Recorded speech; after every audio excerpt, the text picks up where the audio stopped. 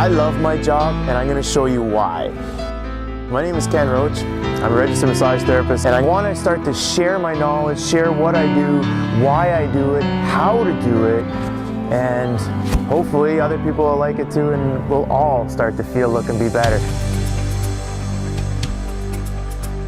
I self-care myself. I have to take care of my tools. I want to bring my chin straight back, rotating it down until the two fingers make more of one line. It's just wall presses. Push back against the wall, the back of your hands, helps the mechanics of the shoulders, we'll talk about in a minute. And push for 6 seconds. Every 15-20 degrees for isometric contractions. I would put my hand right in that fossa and let the arm come backwards and relax. Push and pull. You're going to be pushing towards this way to elongate and strip it as it comes through there.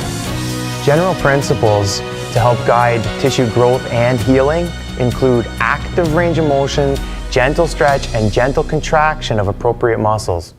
The trick is to know what to do, where to do it, and most importantly, why. And that's where I'm hoping that I might be able to help you. Now we're going to talk more regionally about self-care and repair for the neck, the shoulders, the arm and hand, the mid-back, low back, hips, knees, and feet.